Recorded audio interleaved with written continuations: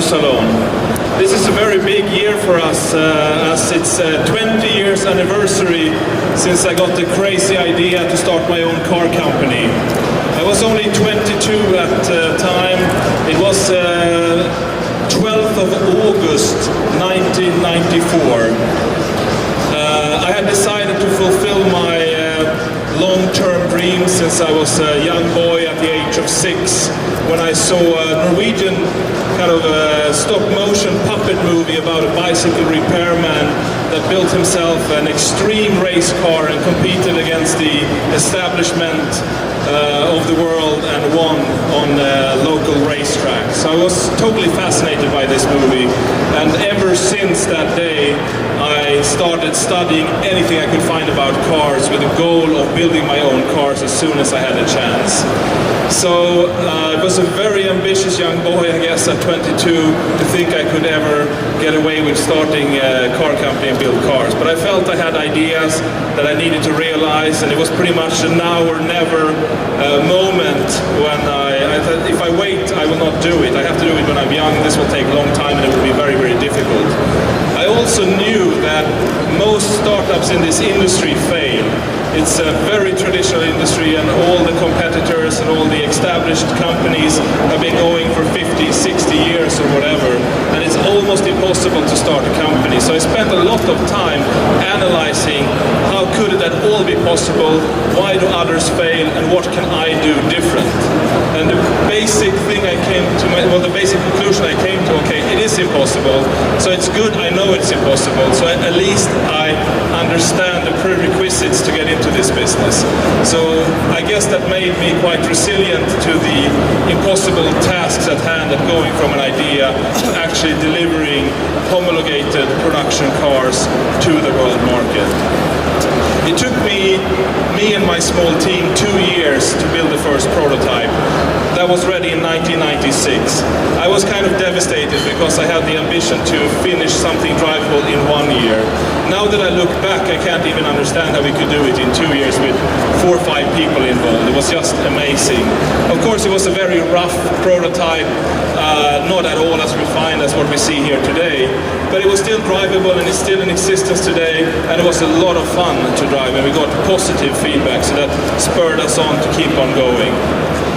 It took until 2002 until we delivered the first production car, which was the CC8S. I understood that in order to find interest for an unknown brand from Sweden, we had to create something unique and special. So we managed to put together a carbon fiber car, very light, with a detachable hardtop that you could stow in the front of the car. And we managed to get a Guinness World Record for the most powerful production car in the world. At that time it meant we needed 655 horsepower to break the record. And many people at the time thought, wow, that's way too much for such a small light car. That must be impossible to drive, and no one needs that kind of horsepower. Looking back now, we know that even a Mercedes E-Class AMG has something similar and is considered completely normal. So things have really moved on. So from 2002, we went on, and then we made a CCR model in 2004, 2005, and we broke our own horsepower record with 806 horsepower, and we also managed to go very fast at the Nardo racetrack, reaching 388 kilometers and becoming the world's fastest production car at the time. It was a short-lived record, as our friends next door here at Bugatti managed to drive even faster by quite a margin, but it was still something we were very proud of, and something unique for a small company to achieve. In 2006, we wanted to expand our business as we saw that the US market was a very, well, it was the world's biggest market for extreme sports cars. So we took a deep breath and redeveloped our concept into the CCX. It was still a car that had similar lines and features to our first prototype, but it was through and through a complete new car with a new monocoque chassis, bigger interior, new glass area. Everything was a little bit bigger and better, and also built to comply with US regulation. And we had a really nice run in the US between 2006 to 2008 with that model, and in the rest of the world. But then the economic crisis came and pretty much the US market stopped for us. Luckily enough, other parts of the world prospered and China came along, and that's now one of our biggest markets as well. We did a new take on our concept back in 2010 at the Geneva Motor Show, where we presented the Agera R range of car, which is again a very evolutionary step from the CCX and the CCXR model we had previously. And last year we presented our 100th production car since 2002, and that car we actually started building in 2012. So we called it 0 to 100 in 10 years, 0 to 100 cars in 10 years. And that's of course a very, very limited production volume for any production car manufacturer over a period of 10 years. But in our small niche, if we consider car manufacturers only producing extreme sports cars and not other sports car manufacturers which does it from time to time, maybe every 10th year, we're actually one of the third biggest players in the world, and that's pretty crazy considering that low volume. So that kind of explains how small this market is as well. And it's really, really a niche. And 2 years ago we got a request from our Chinese dealer, Triple F, that said, even though your cars are fast and fantastic and so on, we would like something more track focused, which is kind of designed to go ultimate on the track. Our range normally is to be good at, try to be as good as everything. It should be good at the track, but also really good on the road and so on. So we created the One-to-One and a very limited edition. So it's a track-focused car with the capability of going over 2 Gs in the corner. It's very powerful because we had the ambition to create the world's first true one-to-one car power-to-weight ratio when it comes to horsepower and kilos. So we had to fight really, really hard to reach that goal. It's about 80 kilos lighter than our normal cars. We had to change the carbon fiber type to a newer, later grade, which is used in Formula 1 today, re-engineer all the layup schemes in the body and the monocoque. We have put more titanium. We have lightened everything we can find. Is thinner glass area, thinner, lighter seats with memory foam, just really optimizing everything. So even though we've added around 30 kilos in active features like active ride height, active shock absorbers, active aerodynamics underneath the front, active rear wing, 3G connectivity where we can download new data to the car to improve them over time and listen to customer feedback, and even give them track setup data over 3G. Even including all of this, it's 80 kilos lighter than our normal cars. Now we managed to pump up the power of the engine even further by strengthening the block, changing head gaskets, head stud bolts, valve train, valve drive, injectors, our newly patented, Koenigsegg patented variable turbo geometry to have a good spool up at low RPM.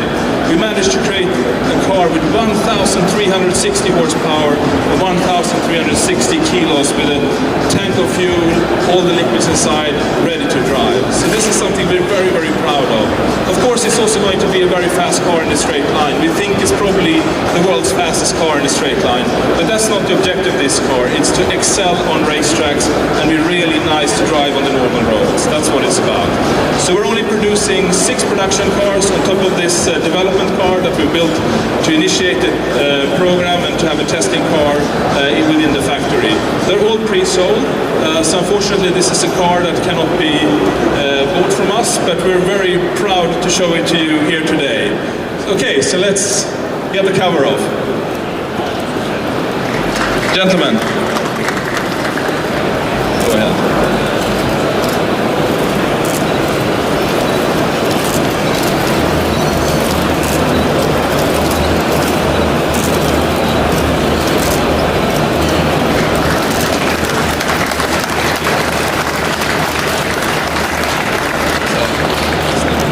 So as you can see, it bears very many similarities to our Agera Ranger car, which is it based on.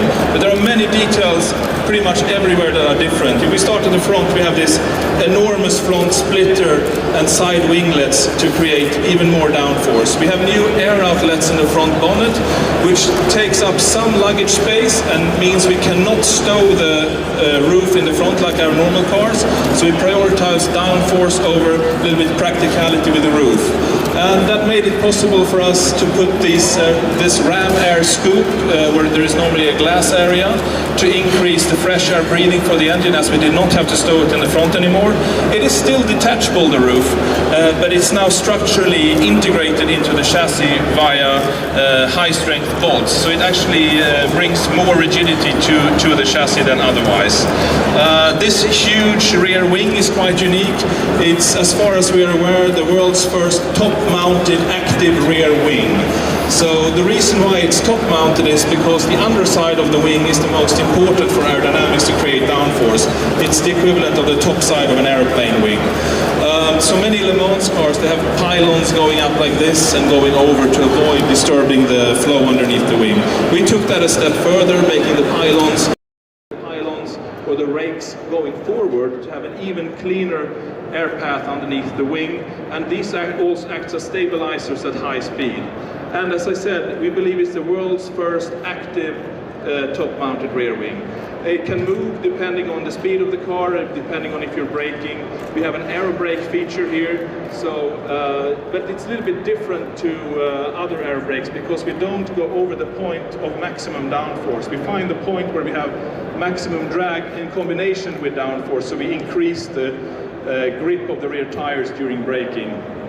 So the whole car can change in rake and height depending on where you are. This is a track mode setup right now, so it's very low. Maybe my colleague will raise it through the 3D connectivity, we will see. So you can see it in normal ride height mode as well. It's going up here, as you can see. So we also have a lifting system on top of this if you have to go over curbs. And when it goes up, it also becomes softer in spring ratio and shock absorber settings. So it's truly very active. Underneath the front splitter, there are also active flaps left and right to increase or decrease downforce at high speed, and they can also act individually. I will open up the engine bay so you get to have a look there as well, and the front. We have new seats which weighs under 10 kilos with 6-point racing harnesses. They also incorporate memory foam, so they're comfortable to a wider range of size of people, and you're really locked into the seat of the memory foam. So really, really very comfortable for a long drive.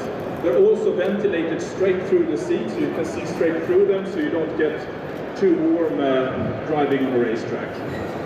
I will open the front as well, you can see. Please, one colleague. Open it. So we have also gone extensively with 3D printing on this car. For example, the exhaust end piece is printed in titanium, very thin structure. It's one of the largest printed titanium parts around. It's made by a Swedish company called Arcam, and it saves about 500 grams compared to our machined aluminium counterpart. Also, if you look at our engine stand next to me to the right, you can see our new variable geometry turbo, which we have a patent for, which makes the power range even more wide than it otherwise could be. So I think that's all I have to say this year. Thank you very much for taking the time to come and have a look at this. Please feel free to move around and have a closer look, and also if you're up for some champagne. So thank you very much and enjoy the Agera Motor Show.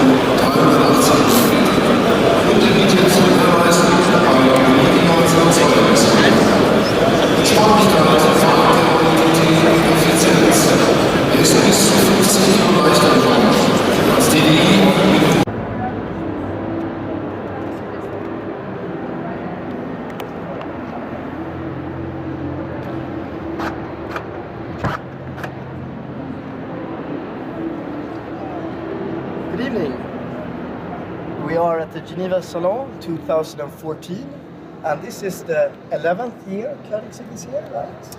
I guess so. The first year we was here was 2002, so it's 12th year. 12th year actually, yeah. 12th year. And it's the premiere of the One1. So I would like to ask you, Christian, to give a brief introduction of the car and then go over its features on the outside and also especially on the interior and the settings. Right, so yeah, I guess I will start on the inside. Those who know Koenigsegg cars since before, of course, recognize a lot in here. It's not a huge difference, but the main objective was, of course, to make it more track focused and as light as possible. So the first thing that you notice, I guess, when you're sitting here is that we're sitting in new seats. These are the lightest seats we've ever made. With the rails, they can move backwards and forwards, so we can set them up and down for customer preference. But with the rails and the seat belts, it's 9.8 kilos, which is extremely light compared to any other seat I've heard of. And they have a memory foam, kind of a Tempur-Pedic style memory foam. So they gel themselves to different body sizes and hold on to your body really good at track driving. It also is the same material. The material was developed in the 60s for NASA shuttles to spread G-forces during rocket takeoff so you wouldn't faint. So we thought it was a good idea to have it in our seats. And we actually had it in our first seat we ever made on the CC8S. I remember that, and also in the CCR, I believe. We did, yes. So I remember that name. It was, all the customers really loved it, so we've gone back to that again, and it makes the seat really, really comfortable. Even though it's thin foam and light, it's a super solution. Then we have more visible carbon in these areas. A-pillars. A-pillars is kind of not fully covered by leather, it's just small Alcantara patches to make it lighter and more sporty. We have a new interior illumination we can put on and off here, and we don't have an interior rear view mirror because we have an air scoop covering the rear window. Exactly, and as we don't have the glass area over the engine in this car, we put the ghost where the glass used to be. And if you stand in front of the car, you see the ghost through this little glass area we left, which is in front of the air scoop, so it still kind of is part of the car. Look down on it, and this is the first car I've experienced in the world that has carbon fiber sunlights. Yeah, so in order to save weight, we made them in naked carbon fiber. And it matches well the new little bit more sporty padding area around the A-frame. Also the roof locks are completely different as they are integrating the roof in the rigidity of the car.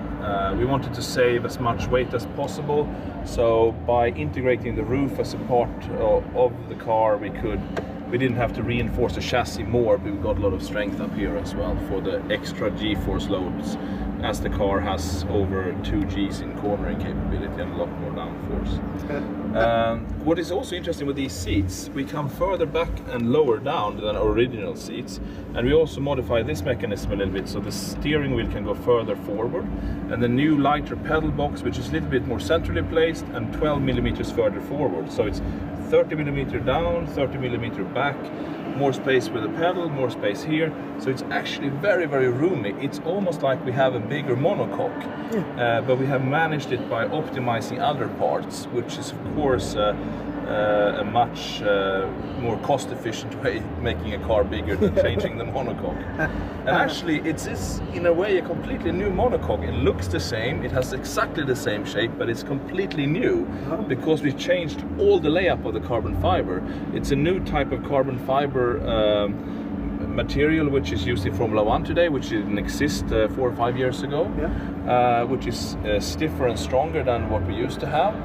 So we upgraded all the carbon fiber bodywork and the chassis to that material, and only in the chassis we managed to save 20 kilos, even though we maintained the characteristics of the chassis. It's as strong as before, or even more? It is as strong as before, but the roof being locked in, it's even stronger for the one-to-one. Yes. But it already had 65,000 Newton meters per degree, so that was already fine, but it's just a little extra. So this is the clever thing about carbon fiber, that you can make something completely new with different layout that looks the same, but it behaves differently. Yeah. So that's kind of interesting. And that is because the evolution of the carbon fiber material, the evolution, the technology evolution. Yeah, so you can actually redo your car by changing to a newer generation carbon fiber, but it looks the same, but it will be lighter and stiffer and whatever you want. Then if we're sitting in here, we have this iPhone app, which I have showed quite a lot of people, so we can, and I can show it here as well. Yeah, I think so. Maybe we start with that then. So we have a 3G connectivity to the car. Is Telenor yeah, we're working. Well, we have done the hardware. Yes. And the communication software to and from the car. Yes. But Telenor is providing us with. Sorry, I'll turn this off. Is providing us with.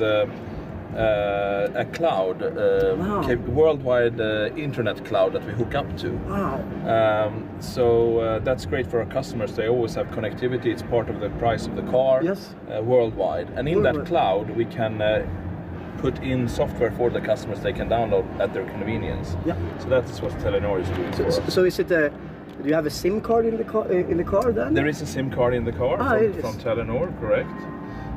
Even though you should save weight, you have an additional SIM card in it. We've actually, the car is 80 kilos lighter than our normal Agera R, but we've added 30 kilos in functionality, in hydraulics, in lifting systems, in flaps, in wings, in telecommunication, in active suspension. So we've actually saved 110 kilos. Yes. And that's why it's only 80 kilos lighter. Yeah, because you added this features. Yeah, exactly. So here we have an app that will be possible to download on the App Store. Yeah. So for example, if you go to a track like Nürburgring, it will pop up here when you're there. You're at the Nürburgring, poof, it will see it automatically. Then you push here, this is just now, we haven't been there yet, so these are fake numbers. Someone saw this on YouTube, it says 614, so it's a good target. It is fake, okay, we will see. So anyway, you get every lap you do, it just keeps on counting. Yes. And up to 10 laps, and then it starts flipping over the old laps. Yes. And you can also leave the best ones and so on, depending on how you set it. And then you see your average speed around the track. That's a good average speed. You see your top speed, which is pretty good too. Your top RPM and your top G-forces. And speaking of top speed on Nordschleife, didn't the Koenigsegg CCR get the top speed record on the straight at the Sport Auto Super Test back in the days? We heard that there was a red Agera R that we weren't there from the factory, but there is a video on YouTube. But the CCR, I'm talking about the CCR. Oh yeah. The Sport Auto. Yeah, the Sport Auto. Yeah, Super Test. Yeah, that was the fastest they've ever driven. Yeah, it was 314, 318 or something. I think it was more. It was like maybe something. Well over 300. It was the only car that ever went over 300 until that point, and it was with a huge margin. It was like 15, 20 kilometers over. And this was like 6 years ago. 6 years ago, absolutely. So yeah, you can do this, and you can share this with your let's say one-to-one friends. So you can turn the app off so it's not visible to others, or you can turn it on so your one-to-one friends can see what you're doing. For example, they can see where you are, what your position is, where you're driving around. Also in the parking lot, you can honk your horn or flash your lights. You have body controllers. For the show we have made here, so you can adjust the wing up and down and the chassis up and down to show the active systems. And you can lower and raise the right and left hand side window.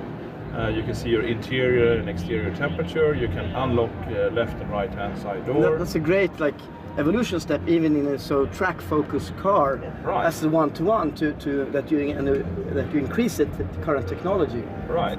I think this is quite important for a car that is parked a lot, like most hyper, or in this case Megacars. Yeah, that's right. That's a new. So you can see your fuel level. You know, do I need to fill up fuel directly when I go, or am I fine for my trip? Oh, I probably should put my trickle charger on. The battery is a little bit low. That's right, trickle charger. And we're going to increase this up functionality with a CAN bus system to the battery, so you can actually turn your battery on and off here. Your car will die, but you can turn it off if you really want to save battery. So it's kind of a nice thing.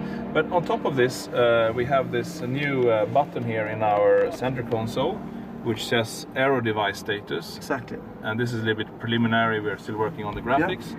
It's not perfect here with Laguna and so on. But anyway, here you see your rear wing position, your front flaps left and right position, your front ride height position, your rear ride height position, your front dampers, compression rebound, left side compression rebound, right side, and same for the rear, and your EDIF operations. So you can put on this dynamic track mode on, and then you can push this cloud button, and then it will download. It will check your GPS status. Exactly. And if it notices that, oh, there's a track here, it will say available Nürburgring dynamic download.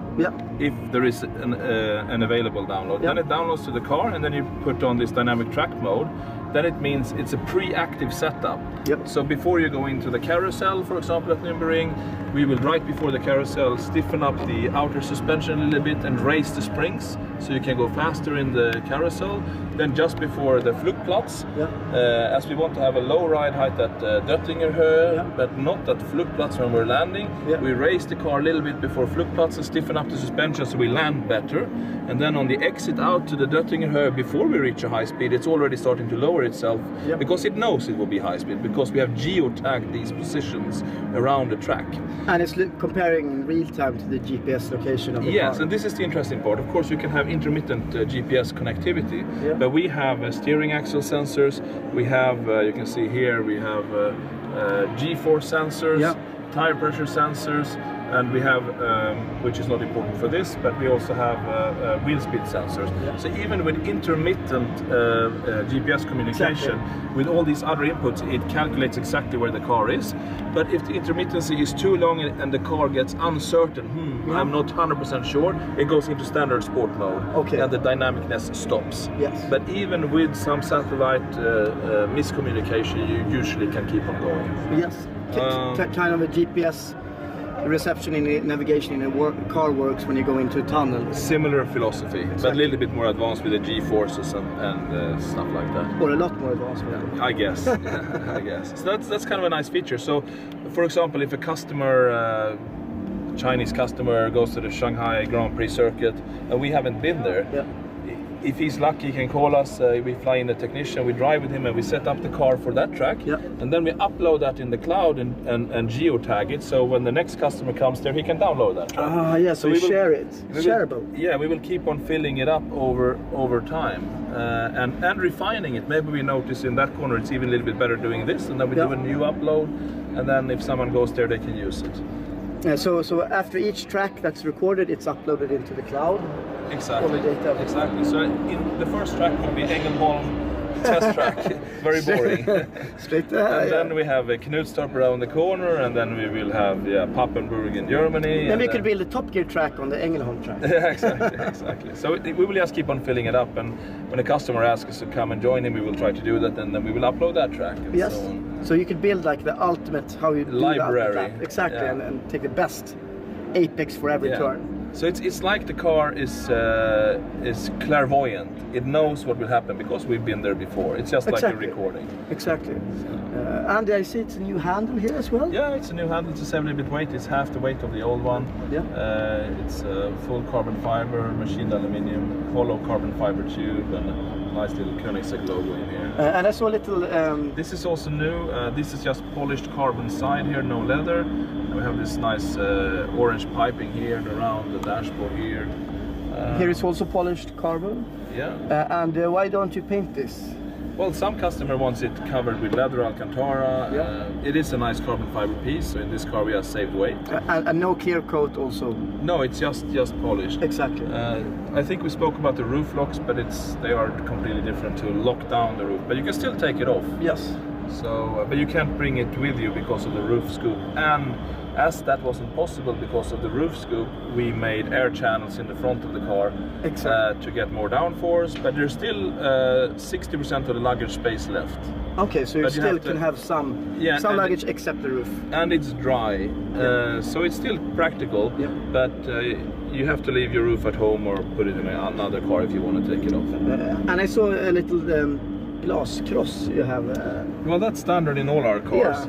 And knock on wood, we have never heard anyone had to use it, but it's just this little bit Swedish mentality that if you would flip your car, which you shouldn't, you can at least do this. Can you demonstrate? I don't want to demonstrate it now. But what I can say is that the glass is thinner on this car. So it's easier. It's easier to crush it. Exactly. everything to save weight. But I see it's also color coded. It's orange as well. Maybe all are orange. Right, but they are all orange. Yeah. And we've integrated the fire extinguishers into the new seats as well. So there are 2 fire extinguishers. Yeah, right. That's right. One under here. Yeah. You see it? You feel, is it there? Yep, it's there. Have you had a center marking here? No, this is kind of again the track focused philosophy on this car. And it's painted here also. It's painted and then clear coated. Exactly. So you don't feel anything. And then it's Alcantara with orange stitching on the steering wheel. And I really like the orange stitching here. It's a nice contrast to the darker leather. You really see the it's handmade. It's quite elegant. And we moved the lifting system button here. Before we had it down here. That's right. Here. Now we have the new interior lights here instead. Yes. So it's just when you have to go over speed bumps, it's really fast. It lifts in a few seconds, like 2 seconds. Oh, so you push it. You just push it. You don't have to let go of the steering wheel to do that. But what if I'm doing 250 on Autobahn and I'm press that? Will it race? No, it is not allowed to race over 60 kilometers per hour. Makes sense. So you can press it as much as you want. Yeah, if I want to answer the phone, I race. Yeah, exactly. That's no risk. So. Okay. And a last thing, could you just tell about the work behind the center console? And it looks like it could be is it a lot of work involved with this? Is this real aluminum? It's machined aluminium from billet. Yeah. And then after the machining, we polish it, and then we send it to a laser etcher which cuts these incredibly small, almost nano holes. Yep. Which is designed for the methodology is designed for medical equipment, for like medical filters, and then we send it for anodization. So they're drilled? No, they're laser etched. That's right, laser etched. Yeah, so we get this ghost effect when you turn them off. And the steering wheel is also you have the same philosophy here with the same type of buttons. Yes. So billet machined, polished, laser etched symbols which are hollow, and then anodized. And it's CAN bus communication, so we can make this button do whatever we want inside the steering wheel. And when you close off the light, it looks just aluminum with yes, logos exactly. We can do that. Exactly. Now, oh, you see here, beautiful logo. 1-1. Yeah, 1-1. And against handbrake. Where is the handbrake? The handbrake is here. So. It looks like a regular handbrake. It is a very regular handbrake. Yeah. Like I dislike that small little button you have in the newer cars. That is not a real handbrake. Yeah. We've actually considered electric handbrake many times, but we've yet to find a solution which weighs less than a manual handbrake. So as it is lighter, we have kept it. And I mean, in this type of car, it's nice to feel a mechanical feedback of like a handbrake. Like now I know it's stuck, it's not going to roll away. Yeah. On the LaFerrari they have integrated it in the rear brake caliper, which is a good solution, and as we make our own calipers we can do that as well, and we're calculating now if that would save a little bit of weight, then we will do it. And the seat belts, are they any different from the... Yeah, these are now we usually have 4 points if we have these racing belts. Now they are 6 points, so they come up from the seat. Ah, they're 6 points. And the lower piece is integrated in the seat, so even if I'm sliding backwards and forward, it comes with the seat. And then we have a little Koenigsegg carbon fiber logo piece with the orange in it. So, but that's a beautiful detailed work. It's like easy to miss such a small detail. Right. When you have the beautiful details everywhere. It's carbon fiber, and you painted this orange in the shade? Well, we engraved the logo, and then we paintbrush in the orange, and then we polish it. Beautiful. I love details, like even in this high power car. And if we look at we have new wing mirrors as well. Actually, I will lower this. So I will close the door again. I can show you the door skin first. This is also new, just polished naked door skin panel, very lightweight, with an Alcantara armrest, which is a little bit more comfortable than the early version. So it's really nice to have your arm there. We have a new wing mirror, which gives more downforce, because it's not creating turbulence for the rear wing. Yes. And it is even a little bit more aerodynamic, and it's also just polished, very lightweight carbon. And you can flip these inwards like this, like that. And I even see it has LED lamps on it. It does, yeah. It's very simplistic. Yes. Before we had a nice aluminium trim around our old mirrors, but here we're saving weight. Yes. So we need turn signals and we need LEDs, and that's all you get. So it's a beautiful solution. I mean, and LEDs are in most cases really sharper than regular bulbs. Yeah, and to me, I felt this is kind of what they would do in Formula One. If they need lights and are not allowed to put anything, they would do this super simple solution. So the holes are drilled and you put LED lights. Exactly, super simple. I kind of understood that all myself. And we're looking for the 2015 model. Yes. We're going to keep these mirrors as they give better rear view vision on top of the better downforce numbers and lower drag, but they stick out a little bit more. Yes. And for this car it doesn't matter so much, but we're looking at having them motorized here. So that when you open your door, it will come in automatically when you're doing that. Ah, yes. So you can park again very close to another car. Yes, so you don't scratch another car. Because they're sticking out a little bit more. Exactly. Before we didn't need it, but now it could be a good idea. And if you're parked next to another, if you transport it, this is still a little bit outside of the door, but it's very close. But you can even flip them in up to here, even with the. I will show you with the. When I do this, I can even clear the glass there. Yes, but then the car is wider than the mirrors. Yeah, now the car is wider. Exactly. So you shouldn't fool yourself and think you could drive through a garage door when they're full up. Right. In that position. Okay, Christian, thank you for this very in-depth. Oh, one more thing. Oh yes. All the one-to-ones have 6 speakers and amplifiers and fantastic stereo. Yeah, it has a stereo, yes. Which is insane given that we're aiming for one-to-one. But the customers ask for a track racing car with full everyday usability. But is there air conditioning? It's air conditioning. Really? Every feature we have in the other cars are still here, apart from the fact that you can't put the roof in the front. And you have no interior rear view mirror because of the air. And the air conditioning is, you could use it in Dubai or Emirates? Absolutely, it's fully powerful for any climate condition on the planet. So stereo and air conditioning still in the one-to-one. I'm impressed, I didn't think of that. Otherwise it would be warm in here. Yes. And you even have even more reading lights, right? Before you only had these, now you have these as well. Yeah, and we have also footwell lights. That's right. Exactly. And here you can see it's shining here. Exactly. That's also new. Small things, but... Yes, it's the small things that build a complete experience. Right. And also the rear here is beautiful with a quilted leather here and ghost. Normally we put the leather in the roof on a panel. Yes. And then we put it up in the roof. But here we have just quilted the Alcantara, put leather around the edges, and then we boned it up to the roof. That's saving us 300 grams. And I also see the seats themselves are really beautiful.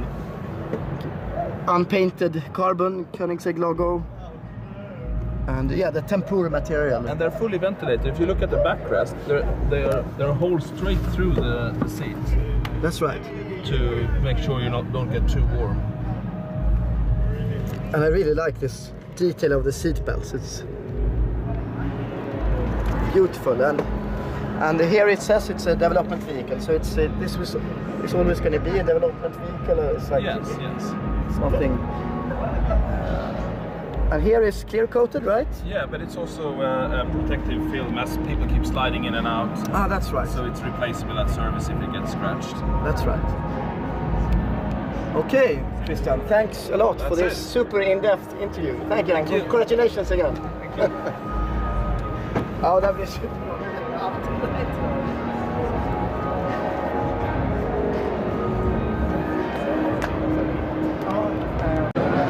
Hello.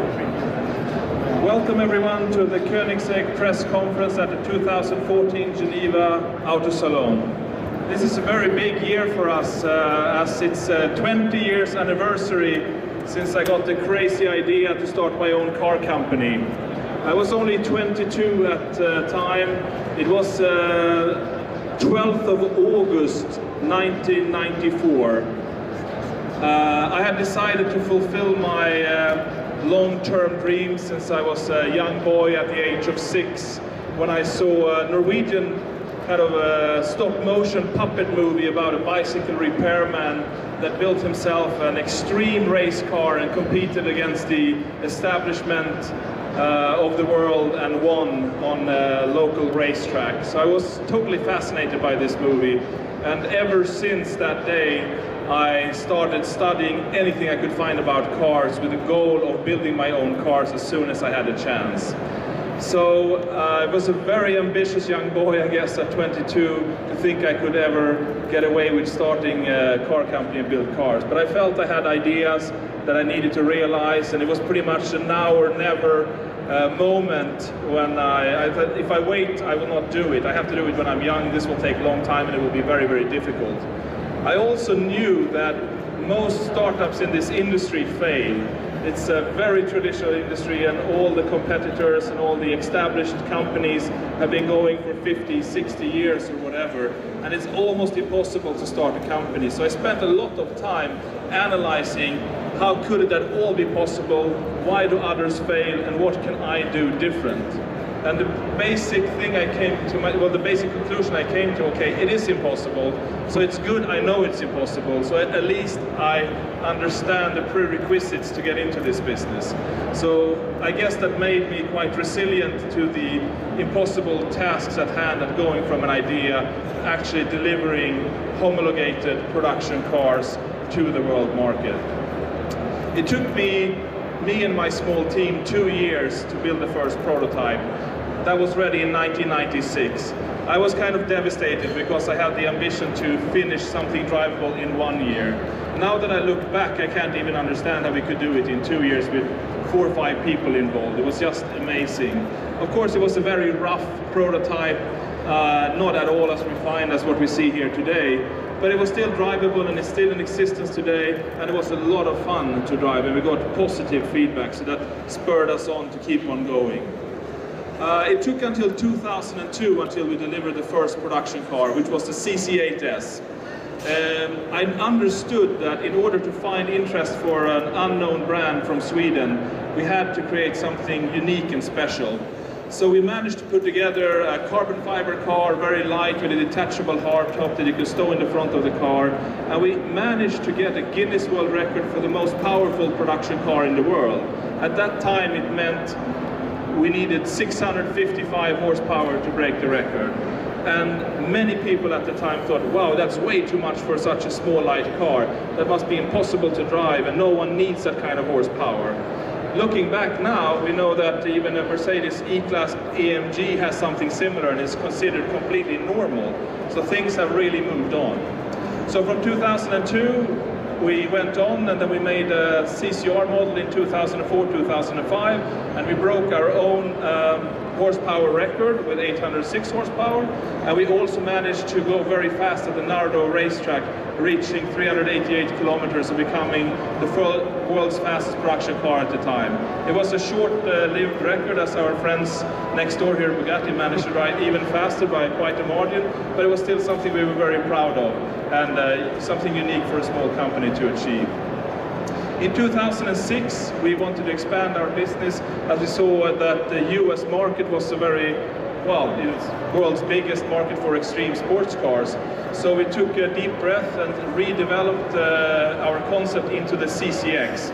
It was still a car that had similar lines and features to our first prototype, but it was through and through a complete new car with a new monocoque chassis, bigger interior, new glass area. Everything was a little bit bigger and better, and also built to comply with US regulation. And we had a really nice run in the US between 2006 till 2008 with that model, and in the rest of the world. But then the economic crisis came and pretty much the US market stopped for us. Luckily enough, other parts of the world prospered and China came along, and that's now one of our biggest markets as well. We did a new take on our concept back in 2010 at the Geneva Motor Show, where we presented the Agera R range of car, which is again a very evolutionary step from the CCX and the CCXR model we had previously. And last year we presented our 100th production car since 2002, and that car we actually started building in 2012. So we called it 0 to 100 in 10 years, 0 to 100 cars in 10 years. And that's of course a very, very limited production volume for any production car manufacturer over a period of 10 years. But in our small niche, if we consider car manufacturers only producing extreme sports cars and not other sports car manufacturers which does it from time to time, maybe every 10th year, we're actually one of the third biggest players in the world, and that's pretty crazy considering that low volume. So that kind of explains how small this market is as well. And it's really, really a niche. And 2 years ago, we got a request from our Chinese dealer, FFF, and said, even though your cars are fast and fantastic and so on, we would like something more track focused, which is kind of designed to go ultimate on the track. Our range normally is to be good at, try to be as good as everything. It should be good at the track, but also really good on the road and so on. So we created the One1 and a very limited edition. So it's a track-focused car with the capability of going over 2 Gs in the corner. It's very powerful because we had the ambition to create the world's first true 1-to-1 car power to weight ratio when it comes to horsepower and kilos. So we had to fight really, really hard to reach that goal. It's about 80 kilos lighter than our normal cars. We had to change the carbon fiber type to a newer, later grade, which is used in Formula 1 today, re-engineer all the layup schemes in the body and the monocoque. We have put more titanium. We have lighted everything we can find. This thinner glass area, thinner, lighter seats with memory foam, just really optimizing everything. So even though we've added around 30 kilos in active features like active ride height, active shock absorbers, active aerodynamics underneath the front, active rear wing, 3G connectivity where we can download new data to the car to improve them over time and listen to customer feedback and even give them track setup data over 3G. Even including all of this, it's 80 kilos lighter than our normal cars.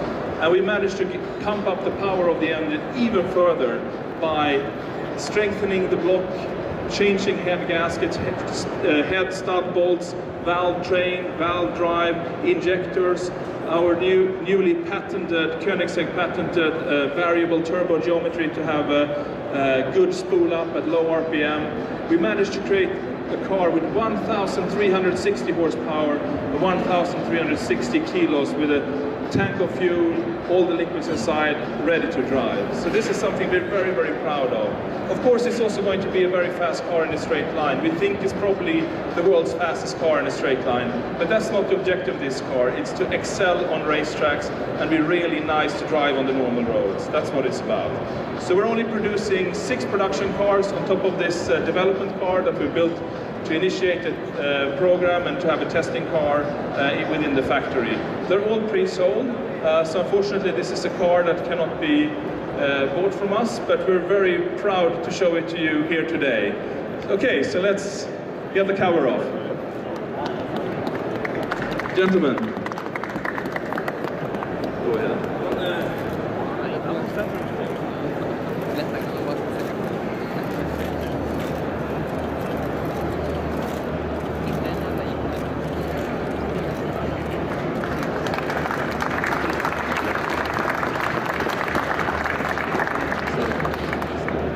So as you can see, it bears very many similarities to our Agera range of car, which is it based on. But there are many details pretty much everywhere that are different. If we start at the front, we have this enormous front splitter and side winglets to create even more downforce. We have new air outlets in the front bonnet, which takes up some luggage space and means we cannot stow the roof in the front like our normal cars.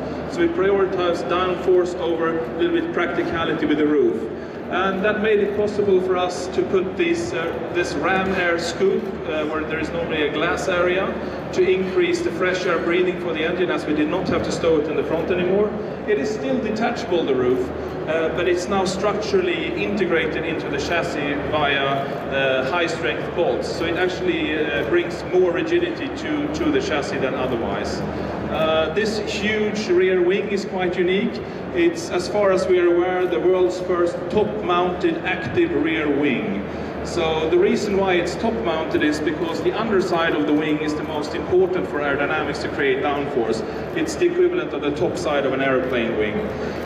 So many Le Mans cars, they have pylons going up like this and going over to avoid disturbing the flow underneath the wing. We took that a step further, making the pylons or the rakes going forward to have an even cleaner air path underneath the wing, and these also act as stabilizers at high speed. And as I said, we believe it's the world's first active top-mounted rear wing. It can move depending on the speed of the car, depending on if you're braking. We have an aero brake feature here, so but it's a little bit different to other air brakes because we don't go over the point of maximum downforce. We find the point where we have maximum drag in combination with downforce, so we increase the grip of the rear tires during braking. So the whole car can change in rake and height depending on where you are. This is a track mode setup right now, so it's very low. Maybe my colleague will raise it through the 3D connectivity, we will see. So you can see it in normal ride height mode as well. It's going up here, as you can see. So we also have a lifting system on top of this if you have to go over curbs. And when it goes up, it also becomes softer in spring ratio and shock absorber settings. So it's truly very active. Underneath the front splitter, there are also active flaps left and right to increase or decrease downforce at high speed, and they can also act individually. I will open up the engine bay so you get to have a look there as well, and the front. We have new seats which weighs under 10 kilos with 6-point racing harnesses. They also incorporate memory foam, so they're comfortable to a wider range of size of people, and you're really locked into the seat of the memory foam. So really, really very comfortable for long drives. They're also ventilated straight through the seat, so you can see straight through them, so you don't get too warm driving on a racetrack. I will open the front as well, you can see. Please, one colleague. Open it. So we have also gone extensively with 3D printing on this car. For example, the exhaust end piece is printed in titanium, very thin structure. It's one of the largest printed titanium parts around. It's made by a Swedish company called Arcam, and it saves about 500 grams compared to our machined aluminium counterpart. Also, if you look at our engine stand next to me to the right, you can see our new variable geometry turbo, which we have a patent for, which makes the power range even more wide than it otherwise could be. So I think that's all I have to say this year. Thank you very much for taking the time to come and have a look at this. Please feel free to move around and have a closer look, and also if you're up for some champagne. So thank you very much and enjoy the Agera Motor Show.